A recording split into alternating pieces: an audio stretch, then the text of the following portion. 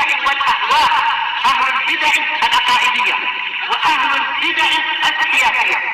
نقول بيننا وبينكم السلف، بيننا وبينكم الكتب، كان فيقول البدع بيننا وبينكم. Bismillahirrahmanirrahim. Alhamdulillahilladzi arsala rasulahu bil huda wa dinil haqq liyudhhirahu 'alad dini kullihi wa kafaa billahi shahida. Wa asyhadu an la ilaha illallah wahdahu la syarikalah iqraran bihi wa tauhida. Wa asyhadu anna Muhammadan 'abduhu wa rasuluh sallallahu alaihi wa ala alihi wa sallama tasliman mazida la nabiyya ba'dah. Ikhwani fid din, azzani wa jazakumullah. Terakhir kita ambil adalah penyebutan pembagian kemunafikan yang kedua, yaitu yang dikenal dengan nifaq amali. Yang mana nifaq amali tidak bisa mengeluarkan pelakunya dari agama Islam, namun yungsah, pelakunya yungsah, dinasihati, diarahkan, dibimbing agar meninggalkan perbuatan-perbuatan kemunafikan tersebut. Karena yang namanya kemunafikan sebagaimana sudah kami jelaskan terbagi menjadi dua, nifaq i'tiqadi sama nifaq amali. Nifaq i'tiqadi adalah kemunafikan yang bisa mengeluarkan pelakunya dari agama Islam. Kemudian nifaq amali adalah nifaq atau kemunafikan yang tidak mengeluarkan pelakunya dari agama Islam. Maksudnya pelakunya tetap dikhawatirkan, karena kalau terus-menerus di atas perbuatan kemunafikan nifaq amali bisa menghantarkan kepada kemunafikan yang akbar, yaitu nifaq i'tiqadi. Kita ambil apa yang disampaikan oleh al-muallif rahimahullah. Dalil mengenai nifaq amali apa saja kita lihat di sini. Qala al-muallifu asabahullah wa dalilu qauluhu sallallahu alaihi wa ala alihi wasallam, ayatul munafiqi salasun. Perhatikan baik-baik, tanda-tanda orang munafik itu ada tiga. Nah, perhatikan ya, tanda-tanda orang munafik ada tiga. Pertama, idza haddasa kadzaba, apabila berkata dusta atau bohong. Jadi jangan dibiasakan bohong, jujur. Kalau misalkan ke depannya ke depan, jangan ke depan ke warung pojok sana jauh sekali. Depan mana itu? Paham ya? Ditanya ke mana tadi? Ke warung. Warung yang mana? Ternyata warung pojok jauh sekali sana itu. Memang depan juga tapi jujur. Barakallahu fikum. Nah, yang sudah berlalu, yang berikutnya jangan diulangi lagi. Jadi bohong itu termasuk perkara yang tercela. Al-kadzib madhmum. Ya, yang namanya kedustaan itu tercela. Jadi jangan dibiasakan berdusta atau berbohong atau membuat apa? Memutarbalikkan fakta. Paham ya? Sudah kecil sudah pandai memutarbalikkan fakta. Nah, kemana tadi? Ke belakang. Ternyata belakang sana jauh. Paham ya? Nah, barakallahu fikum, enggak datang-datang atau yang semisalnya. Hati-hati barakallahu fikum. Tanda-tanda orang munafik ada tiga. Satu, idza haddatsa kadzaba. Apabila berkata bohong atau dusta. Jadi hindari ya. Karena yang namanya kedustaan itu sering orang berdusta itu nanti dicap sebagai kadzab. Paham ya? Kadzab itu karena sering berdusta. Tapi kalau cuma sekali dua kali mesti dikatakan kadzib. Secara bahasa Arab seperti itu ya. Tapi kalau sudah berkali-kali berdusta, sering berdusta, maka dia nanti langsung mendapat cap dengan bentuk sighah mubalaghah, fa'al. Itu kadzab. Sering berdusta. Paham ya? Nah, hindari. Oleh karena itu para perawi hadis yang mereka terkadang disifati dengan fulan dajjal. Dajjal maksudnya kadzab, pendusta, sering berdusta dalam meriwayatkan hadis. Seperti itu barakallahu fiikum. Naam. Jadi ini menunjukkan apa? Menunjukkan Rasulullah SAW menjelaskan kepada umatnya bahwasannya ilmu jarh wa ta'dil ilmu yang sangat penting. Di dalam Ahlus Sunnati wal Jamaah, di dalam agama Islam ini kalau enggak ada jarh wa ta'dil enggak akan berdiri. Enggak akan sempurna. Karena ilmu jarh wa ta'dil, jarh itu mengkritik, menyebutkan kekeliruan yang keliru. Ta'dil memberikan rekomendasi itu harus. Dalam masalah dunia aja kita juga melaksanakannya. Nah, barakallahu fikum, antum jual beli. Ketika antum datang ke toko sayur, atau toko baju, atau toko sandal, milih yang bagus apa enggak? Milih yang bagus, itu sudah mentakdil. Ini bagus ini. Yang ini busuk, yang ini jelek. Menjarah sudah. Paham ya? Ini dalam masalah dunia, apalagi dalam masalah agama. Jangan sampai bergaya, wah, murid-muridnya Syekh Al-Hajuri itu kalau ta'lim intinya menjarah wa ta'dil saja. Kita enggak suka yang seperti itu. Kita sukanya jalan terus gitu, tanpa ada jarh wa ta'dil, keliru. Jarh wa ta'dil itu penting sekali. Kita kalau enggak menjarah, enggak mengkritik, tidak menyebutkan kelompok-kelompok sesat, orang enggak tahu mana yang sesat. Ya enggak? Orang enggak akan tahu mana yang sesat, mana yang batil. Taunya semuanya sama. Kalau ilmu jarh wa ta'dil dihapuskan dalam agama Islam ini, niscaya enggak akan nampak mana hak, mana yang batil. Mana yang hizbi, mana yang mubtadi', enggak nampak. Oleh karena itu jangan seperti orang-orang yang dia tidak mau peduli, pokoknya anak tahu kebenaran saja. Kalau kebatilan enggak mau ngurusin, enggak mau sibuk-sibuk fitnah katanya. Ahlus sunnah itu enggak sibuk-sibuk fitnah, tapi membahas ilmu masalah fitnah itu penting agar tahu fitnah itu bagaimana. Nah, sebagaimana sudah kami ungkapan al-Imam, barakallahu fikum, seorang dari kalangan para ulama salaf mengatakan bahwasanya apa? Bahwasanya al-alimu ya'riful jahil li'annahu kana jahilan. Barakallahu fikum, Ibnu Mu'taz, al-Imam Abdullah Ibnu Mu'taz rahimahullahu taala, barakallahu fikum, beliau mengatakan al-alimu ya'riful jahil li'annahu kana jahilan. Orang yang berilmu itu tahu kadar orang bodoh karena dulu pernah menjadi orang bodoh. Wal jahilu la ya'riful 'alim li'annahu lam yakun 'aliman. Kalau orang bodoh itu enggak tahu kadarnya orang yang berilmu karena belum pernah menjadi orang yang berilmu. Itu perlu dijadikan patokan, barakallahu fikum. Terkadang orang enggak mau mengetahui kebatilan, keliru, harus tahu. Karena apa tujuannya kemarin? Untuk berhati-hati. Untuk berhati-hati dari kebatilan tersebut. Nah, ilmu jarh wa ta'dil, ilmu yang sangat penting. Bahkan ini diterapkan oleh para ulama terdahulu, para muhaddisin. Mereka terkadang menta'dil para ruwatul hadis, itu para perawi hadis, fulan thiqah, fulan hafidh, fulan makbul, itu namanya jarh wa ta'dil. Fulan kadzdzab, fulan dhaif. Na'am barakallahu fikum, dhaifun fil hadis, imamun fis sunnah. Itu termasuk apa? Jarh wa ta'dil. Jadi jangan sampai kita menjadi orang-orang yang kalau mendengar tahdiran, peringatan dari ahlu bid'ah ad-dhalal, peringatan dari hizbiyin, bahas masalah barakallahu fikum sesatnya orang hizbiyin, kemudian alergi, jangan. Paham ya? Pura-pura minta izin ke belakang. Pura-pura garuk-garuk kepala. Pura-pura sakit gigi misalkan. Jangan, barakallahu fikum. Ilmu jarh wa ta'dil penting. Ilmu jarh wa ta'dil ilmu yang sangat mulia. Karena kalau tanpa jarh wa ta'dil, barakallahu fikum, tentunya agama Islam ini kurang sempurna. Jarh wa ta'dil penting ya. Jarh itu mengkritik, memberikan apa? Kritikan, memberikan barakallahu fikum istilahnya tahdiran, peringatan. Kemudian ta'dil memberikan rekomendasi. Memberikan rekomendasi. Mana yang layak untuk ditakdil, diberikan rekomendasi, diberi rekomendasi. Seperti itu. Nah, sebagaimana sudah kami sebutkan contohnya, itu para ulama al-muhaddisin terdahulu hingga saat ini. Nah, barakallahu fikum, mereka di dalam meriwayatkan hadis itu para barakallahu fikum hudzaq, itu para cendekiawan dari kalangan ulama hadis, mereka mengatakan apa? Bahwasanya ilmu tersebut ilmu yang sangat mulia. Karena dengan ilmu jarh wa ta'dil akan tahu mana yang baik, mana yang buruk. Tapi kalau enggak ada ilmu jarh wa ta'dil, ingat-ingat ya, jarh itu mengkritik, ta'dil memberikan rekomendasi, itu niscaya tidak akan sempurna dan bahkan kerusakan yang ada semuanya sama nanti ujung-ujungnya. Itu saudara kita sama aja. Jamaah tabligh itu enggak masalah, saudara kita.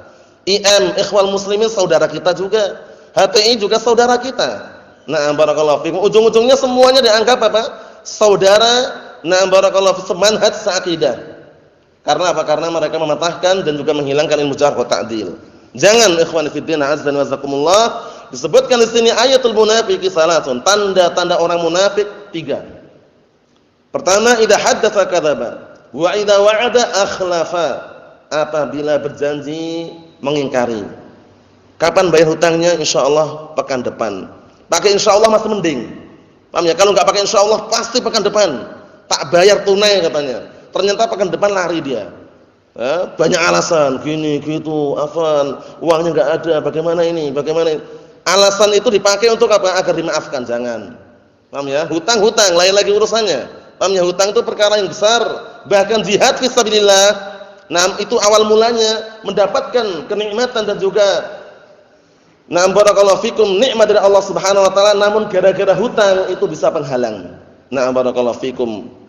Sebagaimana kisah yang mungkin antum sering mendengarnya, ya, kisah seorang yang mati syahid kemudian ada sesuatu yang menghalang-halangi untuk tidak segera masuk surga, apa ternyata dain, ternyata hutang. Apa maksudnya ya? Jadi hutang jangan dianggap perkara yang sepele. Hutang perkara yang besar. Hutang perkara yang besar. Jadi kalau punya hutang, bila perlu catat-catat. Paham ya? Jangan barakallahu fikum orang yang sudah suka lupa, sering lupa enggak dicatat, jangan. Di dalam ilmu warisannya ada ilmu tarikah, harta peninggalan itu sebelum dibagikan, ngecek dulu. Ngecek dulu yang meninggalkan harta itu punya hutang enggak? Jangan buru-buru, wah, bapak sudah mati nih, cepet dibagi hartanya. Enggak, lihat dulu. Bapaknya punya hutang enggak, itu loh. Paham ya? Kalau punya hutang jangan dibagikan dulu, cek dulu punya hutang enggak. Kalau punya hutang, uang yang ditinggal tadi itu ditunaikan untuk membayar hutang terlebih dahulu. Lunasi. Ternyata bapaknya di dalam lemari dibuka gitu ada satu buku tulis. Paham ya? Enggak terlalu tebal tapi isinya catatan hutang. Paham ya? Nah, dibuka lembaran pertama, hutang di toko si fulan 1 juta. Di tempat si fulan 2 juta. Total 5 juta misalkan. Itu tunaikan dulu. Jangan buru-buru bagi apa? Warisan. Barakallahu fikum. Setelah itu tunaikan, cek lagi punya wasiat enggak dia. Jangan-jangan punya wasiat, ternyata punya wasiat. Wasiat harta diperuntukkan untuk selain ahli waris. Paham ya? Diberikan ahli waris. Kalau ahli waris enggak boleh kalau wasiat harta. Karena yang paling bagus adalah ahli waris tadi. Ahli waris itu harus ditunaikan terlebih dahulu. Jangan mengedepankan aku mau sedekahkan hartaku orang lain. Jangan. Lihat dulu. Bahkan dalam kisahnya siapa ya? Sa'ad bin Abi Waqqas radhiyallahu anhu. Barakallahu fikum, suatu ketika beliau sakit. Saat itu barakallahu fikum, beliau di Mekah. Dikunjungi oleh Rasulullah dalam keadaan sakit yang sakitnya sakit parah. Bisa dikatakan sakit yang terakhir lah gitu. Setelah itu meninggal dunia ya.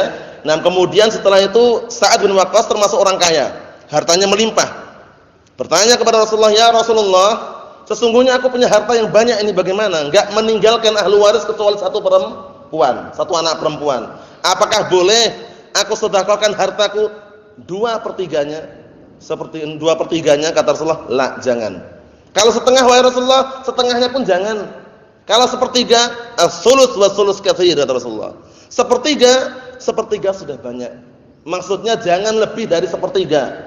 Itu kalau berwasiat berupa harta tadi itu. Ingat-ingat ya, menjelang kematiannya, pemberian yang diberikan kepada selain ahli waris masuk dalam kategori wasiat. Enggak boleh melebihi sepertiga. Adapun ketika dia masih sehat, bugar, enggak sakit juga, kok ngasih tanah sebanyak-banyaknya, menginfakkan hartanya sebanyak-banyaknya, enggak masalah. Pemberian hibah itu lain lagi urusannya. Apa maksudnya? Bahkan semua hartanya pun boleh selama dia tidak menelantarkan keluarganya. Paham maksudnya? Seperti itu. Tapi kalau menjelang kematiannya dia berwasiat, itu tanah yang sana itu 1 hektar tolong dikasihkan si fulan. Ternyata apa? Tanah 1 hektar itu setelah dia meninggal dicek melebihi sepertiganya. Bagaimana solusinya? Hanya si fulan dapat sepertiga saja. Paham ya? Sisanya kembalikan kepada ahli waris. Ini perkara yang penting.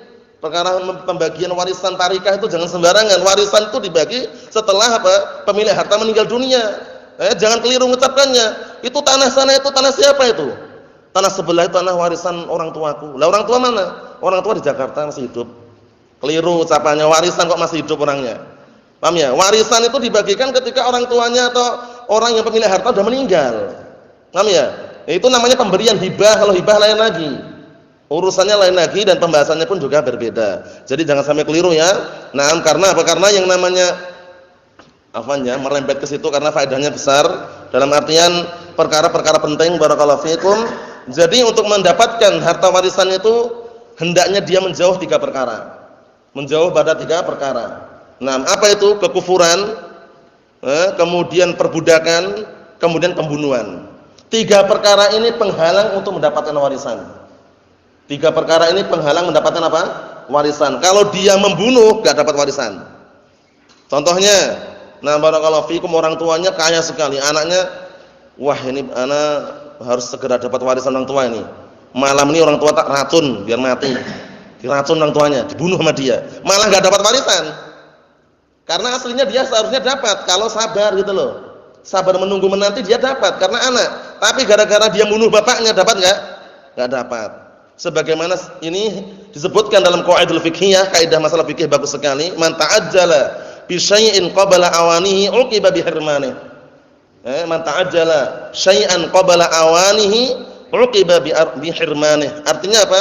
Barang siapa yang terburu-buru untuk segera mendapatkan sesuatu yang belum saatnya, maka dia justru akan dihukum dengan diharamkannya mendapatkan sesuatu tersebut. Apa maksudnya? Seharusnya dia dapat warisan enggak seharusnya anak? Dapat, tapi buru-buru dia. Bapaknya malah dibunuh sama dia, malah enggak dapat. Paham? Yang kedua apa? Kekufuran. Kalau dia kafir enggak dapat harta warisan bapaknya. Bapaknya kaya sekali, hartanya itu M-an. Paham ya? Bahkan lebih daripada M. Paham ya? Tapi karena anaknya kafir enggak dapat apa-apa. Paham ya? Yang ketiga adalah perbudakan, karena dia budak enggak dapat juga. Mafhum? Nah, barakallahu fikum, itu sekedar faedah mengenai bahwasannya yang namanya warisan itu dibagikan setelah pemilik harta itu meninggal dunia. Kalau yang dibagikan ketika orang tuanya masih hidup, pemilik harta masih sehat, itu namanya hibah. Namanya apa? Hibah itu mau banyak sedikit itu enggak dipermasalahkan, yang penting ridho. Yang penting saling meridhoi keluarga tersebut. Seperti itu barakallahu fikum. Naam. Tapi itu masalah warisan enggak sembarangan. Jatah laki-laki hukum globalnya lebih besar daripada jatah perempuan. Lidzakari mislu hadzil unsayain. Untuk laki-laki bagiannya lebih besar 2 kali lipatnya dibanding bagian perempuan. Kita lanjutkan apa yang kita baca, yaitu tanda-tanda orang munafik. Yang pertama, apabila berkata dusta. Jika berjanji mengingkari. Hati-hati, jangan suka ingkar janji. Ya, upayakan ditepati. Kalaulah seandainya belum bisa menepati, minta maaf, afwan. Tapi benar-benar ada udzur, ya. Benar-benar ada udzur, udzur yang syar'i. Mungkin ada keperluan yang mendadak atau yang semisalnya, intinya dia minta udzur. Nah, jangan bermudah-mudahan menyelisih janji. Paham insyaallah ya? Ayo. Kemudian yang ketiga, wa idza tumina khana, jika dipercaya berkhianat. Tak percayakan kamu megang uangku 1 M ya. Aku mau keluar dakwah ini. Keluar Jawa misalkan. Kemudian dia bilang, "Ya." Ternyata dia pulang dari dakwah, uangnya habis sudah. Dibelikan rumah, dibelikan motor, dibelikan ini. Orangnya ini enggak amanah berarti. Diamani malah berkhianat dia. Bawa lari uang yang sebanyak itu misalkan. Itu contoh aja biar antum paham bahwasanya apa? Yang namanya amanah itu jangan dibikin sembarangan. Karena amanah itu perkara yang berat. Paham ya? Diamanahi dia menyanggupi ya gitu, itu hati-hati. Kalau dia enggak kuat jangan menyanggupi. Karena amanah dulu sebenarnya mau diserahkan kemana dulu? Awal mulanya amanah ini ingin diserahkan kepada apa? Langit dan bumi dan gunung. Mereka semuanya angkat tangan. Langit, gunung, bumi, angkat tangan semuanya karena berat, barakallahu fikum. Tapi siapa yang berani mengambil? Manusia. Yang berani mengambil manusia ternyata. Ya, padahal manusia tahu sendiri bagaimana lemahnya. Nah, barakallahu fikum, sebagaimana firman Allah Subhanahu wa taala di dalam akhir daripada surat Al-Ahzab,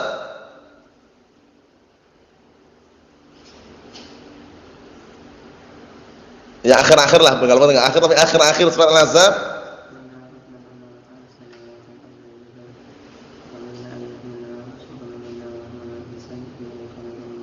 Naam, Allah Subhanahu wa taala berfirman dalam Al-Qur'anul Karim, "Inna 'aradna al-amanata 'ala as-samawati wal ardi wal jibal fa'abaina an yahmilnaha wa ashfaqna minha wa hamalaha al-insan innahu kana zaluman jahula."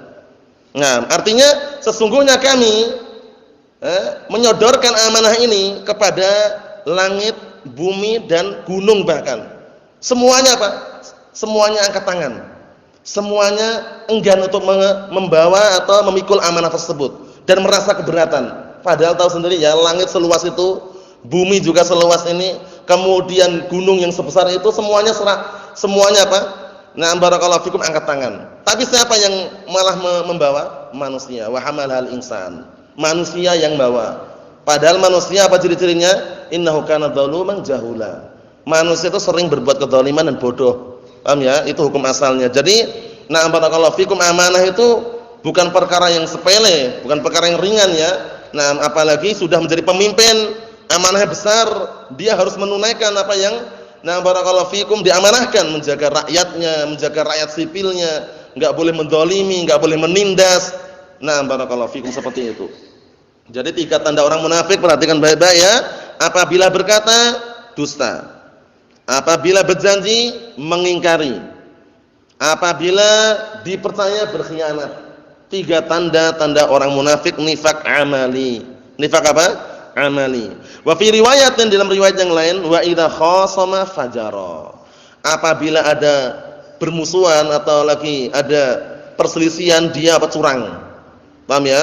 Bermusuhan itu harus diselesaikan dulu. Diselesaikan dulu, didamaikan bisa atau tidak. Intinya permasalahan itu didudukkan, bukan curang. Paham ya? Nah, ini termasuk tanda-tanda orang munafik. Ada permasalahan, ada permusuhan, ada pertikaian, dia curang dia. Paham ya? Ini termasuk tanda-tanda orang munafik. Jadi hati-hati, barakallahu fikum. Wa idza ahada ghadara. Apabila berjanji, dia mengingkari atau barakallahu fikum mengingkari janjinya. Ini juga hanya periwayatan yang disebutkan. Jadi ada yang dalam riwayat yang lain 3, ada juga yang menyebutkan lebih dari 3, namun semua itu tanda-tanda orang-orang munafik. Nifak apa? Nifak yang nifaknya adalah amali. Naam. Jadi perlu diperhatikan baik-baik. Kita ambil syarahnya dikit. Qala syarih hasabahullah, hadzal haditsu rawahul Bukhari wa Muslimun. Hadis ini diriwayatkan oleh Imam Bukhari dan Imam Muslim. Siapa nama Imam Bukhari? Antum dan kunyahnya sekalian serta gelarnya. Imam Bukhari siapa namanya?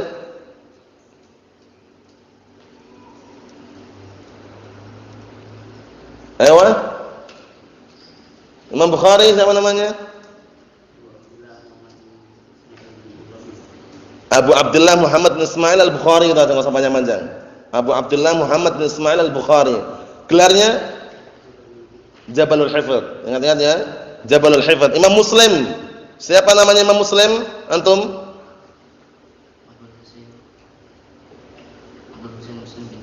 Naam, Abu Husain Muslim bin Hajjaj An-Naisaburi rahimahullah. Nanti upayakan tercatat ya. Ini penting sekali karena sering muncul Riwayat Bukhari Muslim. Ya upayakan kita tahu siapa nama Imam Bukhari dan siapa Imam Muslim. Imam Bukhari gurunya, Imam Muslim muridnya. Paham ya? Imam Al-Bukhari ma'ruf digelari dengan Jabalul Hifdz, gunungnya hafalan. Hafalannya berapa kemarin antum? Hafalannya Imam Bukhari berapa? Berapa? 5.000 hadis? 50.000? Kurang 5.000, wah sedikit sekali. Imam Bukhari enggak sembarang Jabalul Hifdz, gunungnya hafalan. Nah, sudah tak sebutkan berkali-kali ya, ingat-ingat. Berapa hafalannya Imam Bukhari? Antum? Enggak ingat juga? Allahul musta'an. Antum? Terus? Naam, jangan sampai lupa. Ahfadzu mi'ata alfi haditsin sahihin wa mi'atai alfi haditsin ghair sahih. Disebutkan dalam terjemahnya itu, dalam biografi serta barakallahu fikum sejarah beliau, bahwasanya beliau menghafal berapa 100.000 hadis yang sahih dan 200.000 hadis yang tidak sahih. Ingat-ingat ya, 100.000 hadis yang sahih, 200.000 hadis yang tidak sahih. Imam Al-Bukhari. An Abi Hurairah radhiyallahu anhu, Abu Hurairah radhiyallahu anhu siapa namanya antum? Abdurrahman bin Sakhr Ad-Dausi. Imam Al-Bukhari namanya Muhammad bin Ismail Al-Bukhari. Paham ya? Abu Hurairah namanya Abdurrahman bin Sakhr Ad-Dausi. Nanti upayakan catatkan nanti ya, namanya Abu Hurairah. Catatkan kepada dua akh ini, paham ya? Barakallahu fikum, catatkan. Antum juga perlu, enggak masalah, catatkan juga biar tahu. Imam Bukhari, Imam Muslim, Abu Hurairah.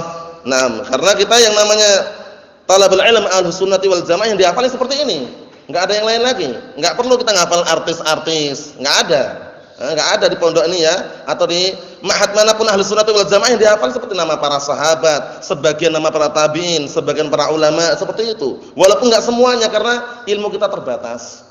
Yang seperti ini perlu diperhatikan baik-baik. Wa riwayatus tsaniyah, dan di dalam riwayat yang kedua, akhrajaha an Abdullah bin Amr Ibnu al-As radhiyallahu anhuma. Dalam riwayat yang kedua, yaitu yang disebutkan tadi itu apabila bermusuhan curang tadi itu, nah barakallahu fikum, diriwayatkan dari hadisnya Abdullah bin Amr bin As. Abdullah bin Amr bin As dikenal dengan apa? Abidus sahabah.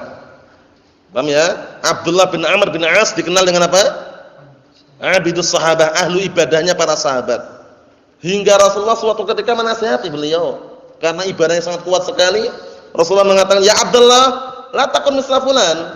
Kana na'am barakallahu fikum yaqumul lail fataraka qiyamil lail. Artinya apa? Wahai Abdullah, kamu jangan seperti si fulan itu. Si fulan itu dulu sering salat malam, sekarang meninggalkan salat malam. Maksudnya apa? Jangan terlalu takalluf, berlebih-lebihan.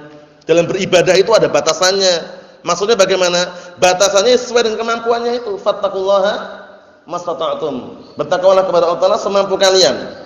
Paham ya? Sesuai dengan kemampuan. Jadi jangan terlalu barakallahu fikum ditekankan atau istilahnya membebankan diri, jangan. Salat malam kalau misalkan enggak mampu banyak ya 3 rakaat cukup. Kalau enggak mampu banyak, intinya istimrar. Intinya apa? Istimrar, continue, terus menerus. Walaupun 3 rakaat, 2 rakaat salam, bangkit lagi 1 rakaat witir, selesai.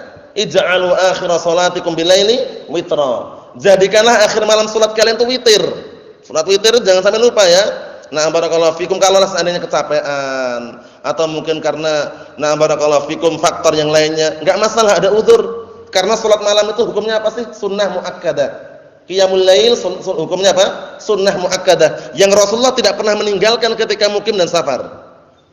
Dua salat sunnah yang Rasulullah tidak pernah meninggalkan ketika mukim dan safar apa saja? 2 rakaat sebelum subuh sama salat malam, qiyamul lail witir. Rasulullah enggak pernah meninggalkan 2 salat sunnah tersebut. Hukumnya sunnah muakkadah. Oleh karena itu Al-Imam Ahmad bin Hanbal rahimahullah ketika ditanya, "Ya Abu Abdullah, apa pendapatmu mengenai orang yang taraka qiyamul lail?" Dia itu sering dan bahkan suka meninggalkan salat malam, kata Rasulullah, "Rajulun su'," lelaki yang jelek. Paham ya? Oleh karena itu biasakan kita salat malam barakallahu fikum, seberat apapun, sedingin apapun, ya kita upayakan dingin tersebut kita obati dengan berwudu, biar tambah dingin sedikit enggak masalah. Setelah itu enggak terasa insyaallah. Paham ya? Yang namanya musim dingin ya harus kita sabar. Barakallahu fikum seperti itu. Karena salat malam ini bukan perkara yang sepele. Di situ juga apalagi dilaksanakan pada sepertiga malam terakhir. Keutamanya besar. Apa di antaranya? Allah Ta'ala turun ke langit dunia, memberikan 3 jaminan. Enggak sembarangan. Memberikan berapa jaminan? 3 jaminan. Di situ Allah Subhanahu wa taala langsung barakallahu fikum memberikan 3 jaminan. Barang siapa berdoa kepadaku, aku kabulkan. Man yad'uni fa astajib lah. Man yas'aluni fa u'tiyah. Man yastaghfiruni fa aghfirlah. Artinya apa? Barang siapa yang mau berdoa kepadaku, aku kabulkan. Dan barang siapa atau siapakah yang mau minta kepadaku, aku beri. Kemudian siapa yang mau minta ampun kepadaku, aku ampuni. 3 jaminan. Paham ya? Berdoa dikabulkan, meminta diberi, istighfar diampuni. Paham ya? Barakallahu fikum, turun ke langit dunia setiap malam, sepertiga malam terakhir. Tidak terulang dalam semalam 2 kali. Sekali saja, sepertiga malam terakhir turun ke langit dunia. Paham ya? Semangat nih, yang mungkin sudah berkeluarga sama aja. Rumah itu upayakan rumah yang hidup. Paham ya? Sudah berkeluarga sama aja. Diupayakan dibangunkan istrinya atau dibangunkan suaminya, anaknya kalau bila perlu, seperti itu. Karena yang namanya barakallahu fikum hafizakumullah, kebiasaan dalam beribadah itu penting sekali. Walaupun kita semuanya tidak bisa mencakup semua ibadah, enggak akan mampu. Cuman yang kira-kira mudah untuk diamalkan dan tahu di hadapan kita, diamalkan barakallahu fikum, qiyamul lail, salat malam. Karena yang kita harapkan di dalam salat malam tersebut bukan masalah banyak-banyaknya rakaat, bukan. Istimrarnya, continue. Sebagaimana datang dalam hadis yang sahih, muttafaqun alaih, hadisnya Aisyah ummul mukminin radhiyallahu anha, apa? Na'am, ahabbul a'mali ilallahi azza wa jalla ma dawama 'alaihi sahibuha wa in qalla. Amalan-amalan yang paling Allah Ta'ala cintai adalah amalan yang orang itu continue, istimrar, terus-menerus terhadap amalan tersebut walaupun sedikit. Sedikit enggak masalah, 3 rakaat enggak masalah. Paham ya? Nah, barakallahu fikum, tapi ingat, 3 rakaat itu melaksanakan jangan sambil ngantuk-ngantuk. Paham ya? Nanti malah ujung-ujungnya tidur. Paham ya? Ngantuknya nanti. Fokuskan ketika melaksanakan ibadah tersebut, barakallahu fikum, sesuai dengan kemampuan yang Allah Taala berikan. Naam. Siapa tadi gelarnya Abdullah bin Amr bin As? Digelari apa tadi? Antum? Abdullah bin Amr bin As digelari apa tadi? Nawa? Ayo, siapa? Antum? Antum? Ewa, abidus sahabat, abidus sahabat, ahlu ibadahnya para sahabat. Paham ya? Karena beliau memang terkenal semangat sekali dalam beribadah. Bukan berarti yang lainnya enggak ya, ini keutamaan tersendiri. Nah, seperti Hudzaifah bin Yaman itu juga memiliki gelar ya. Siapa gelarnya kemarin?